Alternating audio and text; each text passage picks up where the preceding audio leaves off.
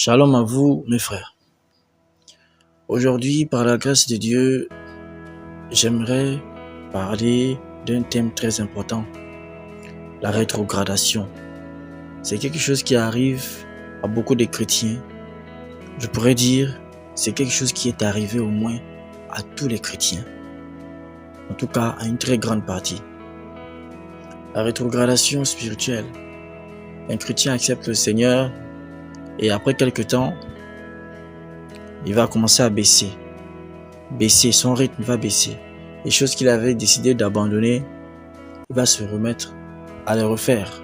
Ce qu'il avait décidé de laisser, il va les reprendre. Les vieilles habitudes, il va reprendre. Le vieil homme, il va se revêtir de nouveau du vieil homme. Ce qu'il avait vomi, il va repartir vers cela. C'est pas comme ça que la chose doit se produire dans la vie du chrétien. Il est vrai que la parole de Dieu dit que le juste tombe 7 fois et que 7 fois il se relève. Mais tomber là, ce n'est pas rétrograder. Tomber, ce n'est pas repartir dans le monde. Ce n'est pas comme ça. Donc, il y a des frères, il y a des gens qui ont compris leurs étapes, leur fois où ils sont tombés dans la rétrogradation.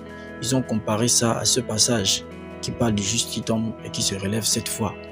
Mais non, ça n'a absolument rien à y voir. Aujourd'hui, par la grâce de Dieu, je n'ai pas mis à cœur de parler de ça. J'aimerais parler de ça à mes frères et à mes sœurs, parler de la rétrogradation. Et donc, il y a des questions il y a des questions qui concernent cela, qui devront apparaître facilement. Et je pense que beaucoup d'entre vous vont se reconnaître là-dedans. Pourquoi je rétrograde dans le Seigneur? Qu'est-ce qui m'amène à rétrograder? C'est quoi même d'abord la rétrogradation? Est-ce qu'il y a une solution? Est-ce qu'on peut sortir de la rétrogradation d'une manière définitive? Oui, vous-même vous le savez. On a dans la parole de Dieu, on a les apôtres, ils ont marché. On a Paul, quand il a connu le Seigneur, toute sa vie. On a les apôtres du Seigneur, toute leur vie, jusqu'à la fin. Paul va dire, j'ai combattu le bon combat.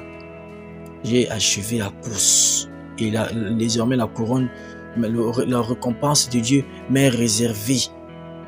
Paul avait fini le combat. Il savait qu'il avait fini et que bientôt la fin. Il allait bientôt mourir, il allait bientôt partir. Il savait qu'il avait reçu tout son parcours, il était resté fidèle. C'est pourquoi je vous dis qu'il c'est possible de quitter la rétrogradation et de ne plus jamais tomber. Déjà, la rétrogradation, c'est quoi? Premièrement, vous le connaissez. Vous avez maintenant du mal à prier, du mal peut-être à jeûner, du mal à lire la Bible. Surtout, vous avez une tendance à repartir vers des choses mauvaises. Vous avez du mal à pardonner maintenant. Vous avez du mal à ne plus vous enfler de colère. Mais là maintenant, vous vous enflez à chaque fois. Vous ne pardonnez plus. Vous êtes colérique. Vous enviez les gens. Plein de choses viennent.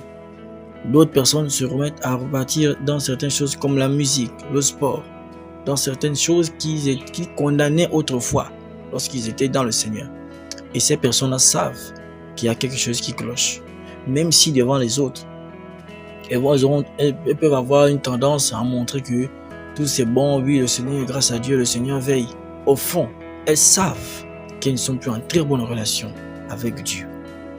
Moi, je donne ce message à toutes ces personnes qui, dans leur cœur, même si aucun homme ne peut le dire, parce qu'aucun homme n'a une preuve et ne voit quelque chose, mais si toi, dans ton cœur, tu es conscient que ta relation avec Dieu a changé, tu sais que tu n'es plus correct avec Dieu, même si tu t'efforces avec toutes sortes de versets de consolation que tu tournes à ton avantage, mais tu connais dans ton cœur que les choses ont changé. Tu as rétrogradé. Tu sais qu'il y a quelque chose qui a changé.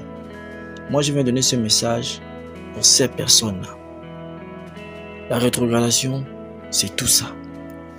Maintenant, vous devez savoir que les premières choses qui justifient la rétrogradation, premièrement, c'est le péché.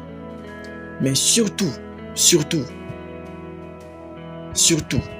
la principale des choses qui amène le chrétien à rétrograder, c'est tout simplement le mauvais combat.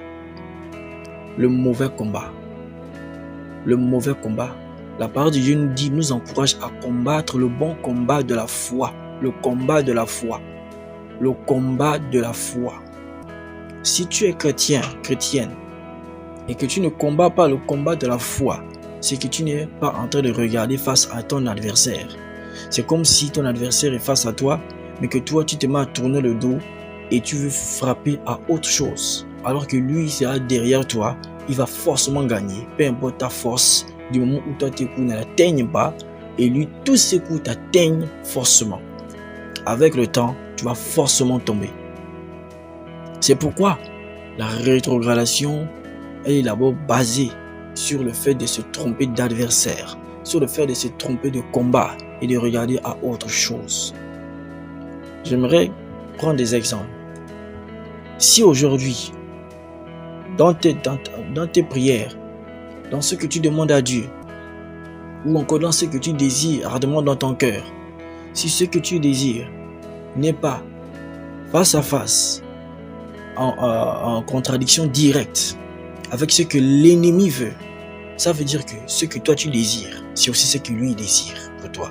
C'est pourquoi tu ne peux pas gagner. Donc tout ce que toi tu dois désirer dans tes prières, dans tes souhaits, dans tes vœux, dans tes jeûnes, dans tes méditations, ça doit être en totale contradiction avec ce que l'ennemi veut pour toi. Et ça doit être donc en totale correction, direction, c'est totalement favorable à ce que Dieu veut pour toi. Correct, juste. Mais qu'est-ce que Dieu veut pour nous? Dieu veut la sanctification.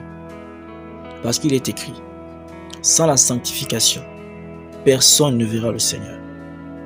Sans la sanctification, personne ne verra le Seigneur.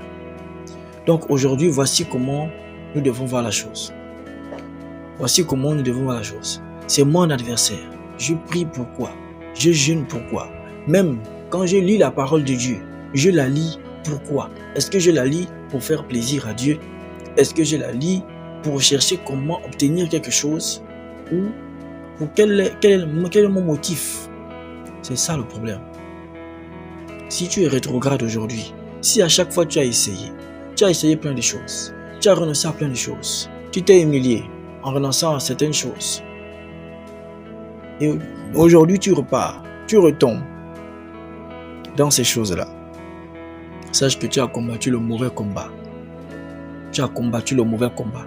Et à chaque fois que tu combattras le mauvais combat, tu vas retomber encore dans le péché. Tu vas retomber encore dans les mêmes choses. C'est obligatoire. Pour gagner, nous devons être face à l'adversaire. Ne regarder aucune autre chose. Nous devons chercher à rentrer par la porte étroite. Si tu cherches autre chose, ce n'est pas possible. Et rentrer par la porte étroite signifie qu'il faut commencer à prendre certaines positions, qu'il faut commencer à se décharger de certaines choses. Si la porte est étroite, il est clair que si nous sommes chargés avec des bagages, nous ne pourrons pas rentrer. Voilà. C'est comme l'exemple de quelqu'un qui veut passer par un petit trou. S'il a une grosse combinaison, il va retirer.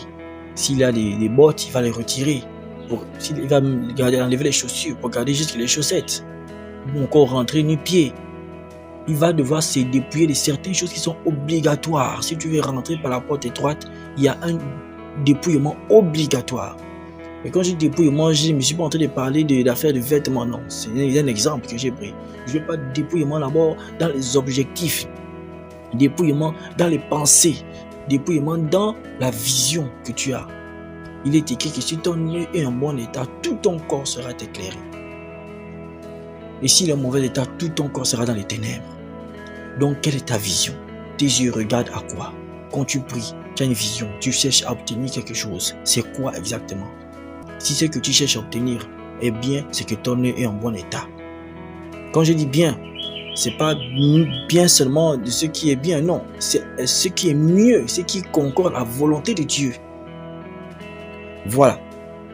Donc, nous allons parler de ça. Et je souhaiterais partager ce message du Seigneur afin d'aider toutes les personnes rétrogrades, toutes les personnes qui ont connu cela. Que le Seigneur vous bénisse